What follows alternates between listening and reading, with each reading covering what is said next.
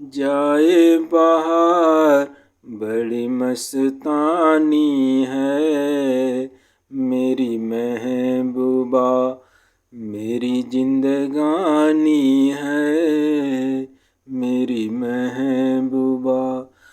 आने से उसके आए बाहर, जाने से उसके जाए बाहर, बड़ी मस्तानी है मेरी महबूबा, मेरी जिंदगानी है मेरी महबूबा। प्रेम से बोले करौली शंकर महादेव की जय, सद्गुरु भगवान की जय। ओम नमः शिवाय, ओम नमः शिवाय, ओम नमः शिवाय। आने से उसके आए बाहर, जाने से उसके जाए बाहर, बड़ी मस्तानी है मेरी महबूबा, मेरी जिंदगानी है मेरी महबूबा। जिसके आने से बाहर आ जाता है, जिसके आने से खुशियाँ आ जाती है, जिसके आने से जीवन में तरंग उत्पन्न हो जाती है, जीवन के आने से जीवन में खुशियाँ ही भर जाती हैं, जिसके आने से उमंग भर जाता है, जिसके आने से जोश भर जाता है, जिसके आने से सफलता के रास्ते खुल जाते हैं। आने से उसके आए बाहर, जाने से उसके जाए बाहर। जिसके चले जाने से सारी चीज़ें चल जाती, जीवन में निराशा आ जाती, जीवन में हताशा आ जाती है, जीवन में असफलता घर कर जाती है, जीवन में आत्महत्या की स्मृतियाँ बढ़ जाती हैं, जिसके जाने से जीवन में नेगेटिविटी छा जाती है, जिसके जाने से जीवन में नकारात्मकता की इतनी भारी वृद्धि हो जाती है कि जीने का मन नहीं करता है। तो ये दो चीज़ें हैं, आने से उसके आए बाहर, जाने से उसके जाए बाहर। वो कौन है? बड़ी मस्तानी है मेरी महबूबा, मेरी महबूबा, मेरी महबूबा। ये महबूबा को इस महबूबा से मत तोल लेना।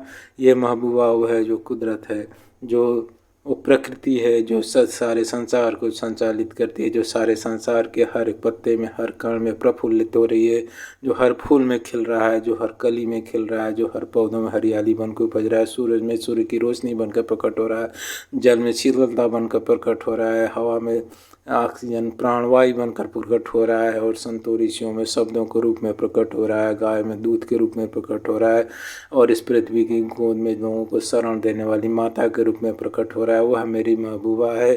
तो आने से उसके आए बाहर, जाने से उसके जाए बाहर, बड़ी मस्तानी है मेरी महबूबा, मेरी महबूबा, मेरी महबूबा।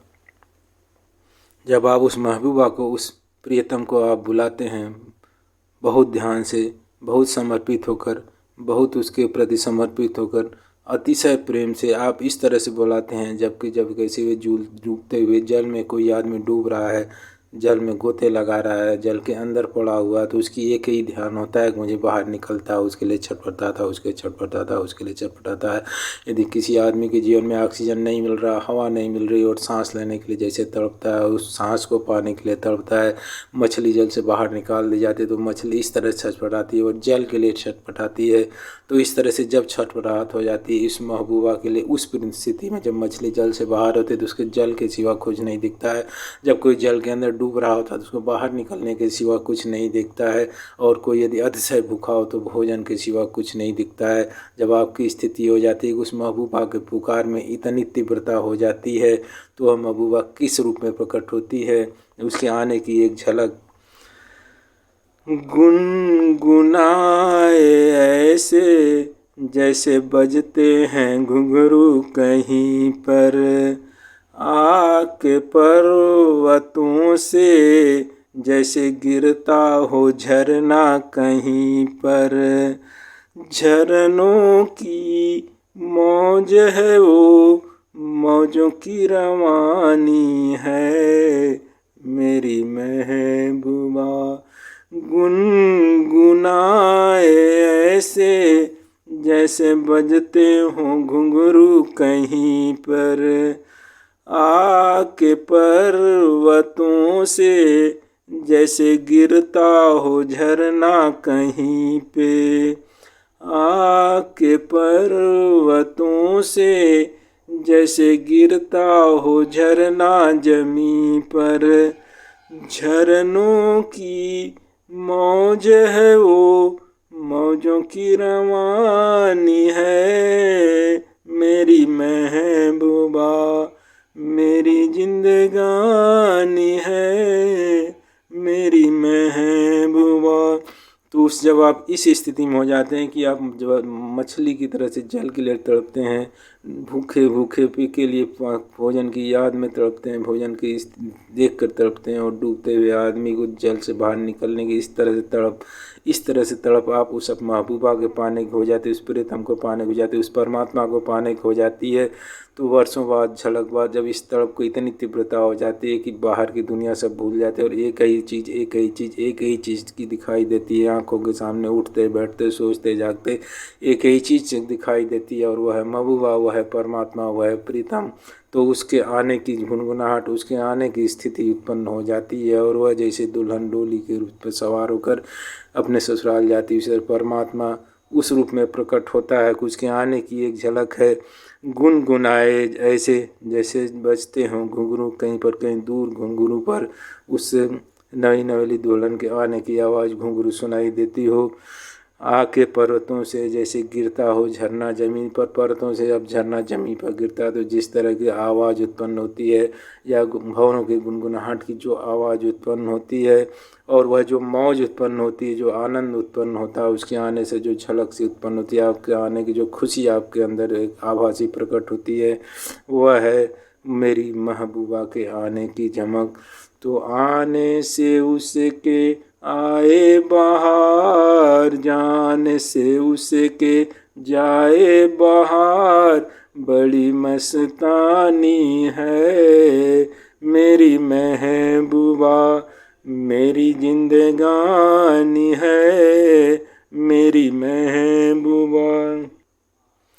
वह महबूबा के आने के लिए जो प्रतीक्षा होती है, जो तैयारी होती है, और साथ ही साथ जो स्थिति होती है, उसको अभी थोड़े रूप में प्रकट किया है संतों ने कि जैसे मछली जल की तड़पती हो, एक भूखा प्यासा आदमी जल और भोजन के लिए तड़पता हो, डूबता हुआ आदमी बाहर निकलने के लिए तड़पता हो।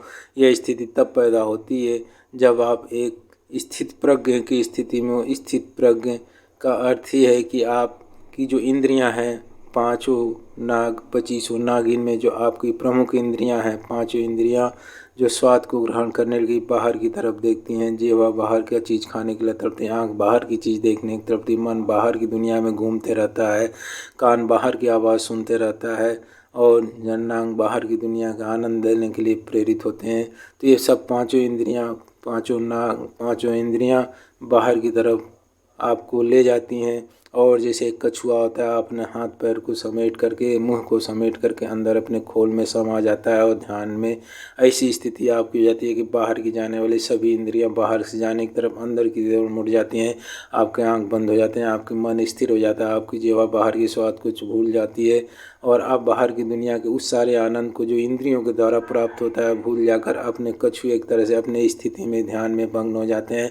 सारी इंद्रियों को अपने अंदर समेट कर उस महबूबा की याद में इस तरह से तल्लीन हो जाते हैं कि आप स्थित प्रज्ञ हो जाते हैं। आप स्थिर हो गया, प्रज्ञ जो ज्ञान इस ज्ञान के आधार पर स्थित होता है कि मुझे उस महबूबा को पाना है, उस प्रियतम को पाना है, तो अपनी बाहर की इंद्रियों की गति को रोककर अंदर की तरफ स्थिर हो जाता है।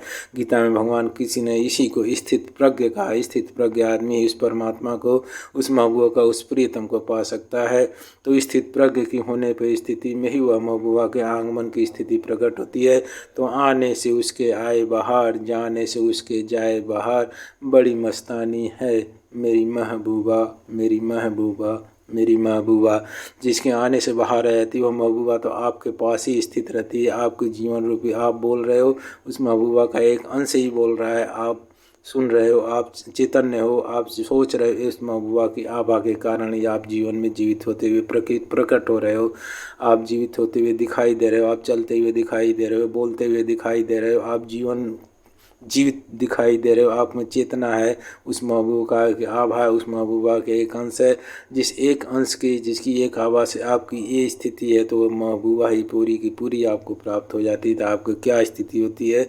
तो वह स्थिति प्राप्त होने के लिए आपको स्थित प्रज्ञ होना होता है, आपको उसके ध्यान में निमग्न होना होता है, आपको उसके ध्यान में लगन में, उसके ध्यान में इस तरह से निमग्न होना होता है कि जैसे कि तड़पती हुई मछली पानी के लिए तड़पती है, उस तरह से जब तड़पन हो जाती है तो उसके आने की स्थिति प्राप्त होती है। और इसके बाद बन संवर के निकले आए सावन का जब जब महीना, बन संवर के निकले जैसे सावन का हर महीना। तो यह प्रकृति अपने, यह जो प्रकृति का ये संसार जो है, हमारे ग्रीन प्लेनेट का जो संसार है वही बहुत ही बड़ा विशाल है। और ये संसार, ये ब्रह्मांड बहुत ही बड़ा विशाल है। और ये संपूर्ण ब्रह्मांड और ये संपूर्ण प्रकृति अपने सावन के महीने में अपनी ऊंचाई पर होती है, अपनी ग्रीनरी पर होती है, अपनी प्रफुल्लता पर होती है। चारों तरफ हरियाली हरियाली होती है। प्रकृति जैसे झूम रही होती है। जल के बरसात की बूंदें आसमान से गिरती हैं, हवाएं चलती हैं, शीतल हवाएं चलती हैं और पेड़ झूम झूम कर अपनी खुशियों का इजहार करते हैं। ये पूरी प्रकृति इस तरह से प्रकट होती है कि सारा प्रकृति खिल पड़ी है, सारा प्रकृति उमंग में है, सारा प्रकृति जीवित हो चुकी है। गर्मियों की झुलसाहट के बाद ये सारा प्रकृति अपनी उमंग में प्राप्त हो सकी है। सारा प्रकृति पूरी की पूरी खिली हुई प्रकृति होती है। सब जगह हरियाली है, सब जगह जो है न सर्दी है न गर्मी है। सब जगह अपनी जीव जंतु अपनी अपनी भाषाओं में आवाज़ कर, मेढक की टट सुनाई दे रही है, भौरों की गुनगुन सुनाई दे रही है, प्रकृति झूम रही है, सावन की हवाएं चल रही हैं। और इस स्थिति में प्रेम के गीत गाए जा रहे हैं। गांव में प्रेम के गीत सावन में ही गाए जाते हैं और प्रकृति मानव के रूप में, गीत के रूप में प्रकट हो रही है। यह प्रकृति झूम झूम कर अपने सुंदरता और अपने हरियाली के रूप में प्रकट हो रही है। तो ऐसी स्थिति में हर बन संवर के निकले आए सावन का जब जब महीना, जब आपकी स्थिति स्थित प्रग की हो जाती है, आप अपने ध्यान में इतने निमग्न हो जाते हैं, उस प्रभु परमात्मा के प्रेम में इतने तल्लीन हो जाते हैं कि जब आपको सफलता मिलती है तो उसी सावन की तरह जैसे प्रकृति प्रफुल्लित हो जाती है, प्रकृति एक हरियाली को प्राप्त हो जाती है, प्रकृति अपने ऊंचाई पर पहुंच जाती है, प्रकृति एकदम खिली हुई होती है। ऐसे ही आपका जो एक आभामय जीवन, जो आपकी चेतना की छोटी सी किरण के कारण आप चल फिर रहे थे, वो आभामय जो पूर्ण रूप में प्रकट हो जाता है। और स्थित प्रज्ञ स्थिति के होने के बाद आप पूर्ण प्रज्ञावान स्थिति में पहुंच जाते हैं। स्थिति को कहते हैं कि आदमी जीवन से परम जीवन को प्राप्त हो गया, आत्मा से परम आत्मा को प्राप्त हो गया, लघु से पूर्ण को प्राप्त हो गया, बूंद समुद्र की एक बूंद से पूर्ण समुद्र को प्राप्त हो गया, ब्रह्म से ब्रह्मांड को प्राप्त हो गया, एक छोटे से कण से जब संपूर्ण ब्रह्मांड को प्राप्त हो गया।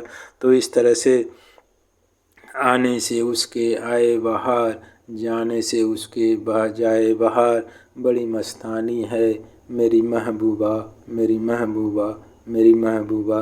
तो उस सच्चिदानंद, जिसको सच्चिदानंद की स्थिति कहते हैं, सच्चिदानंद सत है, चित है और आनंद में निमग्न है, वो परम पुरुष परमात्मा को आप प्राप्त होते हैं। किस तरह से? जब वो महबूबा आपके जीवन में अवतरित होती है तो फिर से आने से उसके आए बहार, जाने से उसके जाए बहार, बड़ी मस्तानी है मेरी महबूबा, मेरी जिंदगानी है मेरी महबूबा। तो उस महबूबा को, उस प्रियतमा को, उस परमात्मा को प्राप्त करने के लिए आपको अपने कछु एक तरह से अपनी स्थिति को नियंत्रित करके, अपने इंद्रियों को अपने वश में करके, इंद्रियों को अंदर को समाहित करके, अंदर की ओर मोड़ करके स्थित प्रज्ञ होते हुए जब ध्यान में निमग्न होते हैं, और उस ध्यान की स्थिति में जैसे पानी के लिए मछली तड़पती उस तरह से आपकी तड़पन हो जाती है। तो वह सावन की तरह से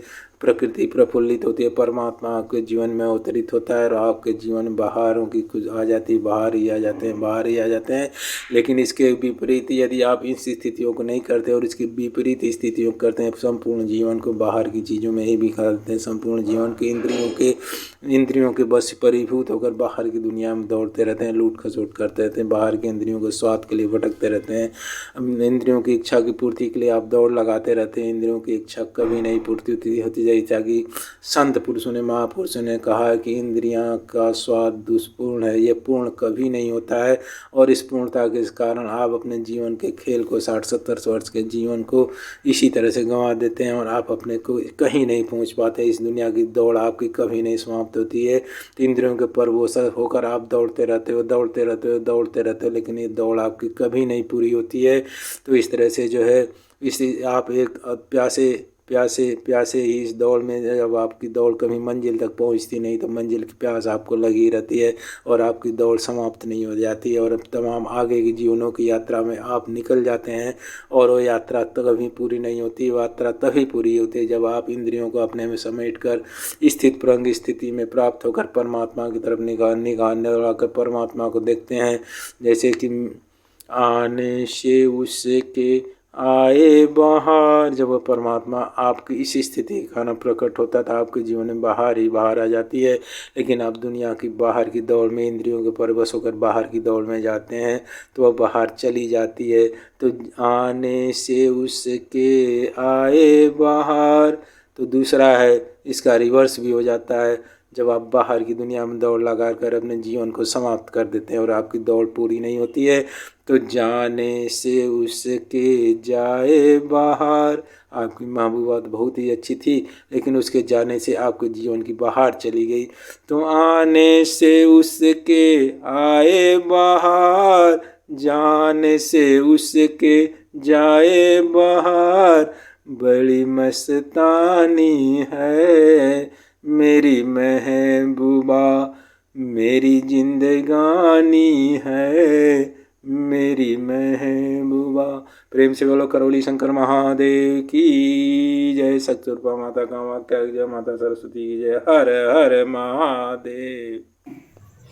अगर आपको वीडियो पसंद आया है तो वीडियो को लाइक करें, शेयर करें और चैनल को सब्सक्राइब करना ना भूलें।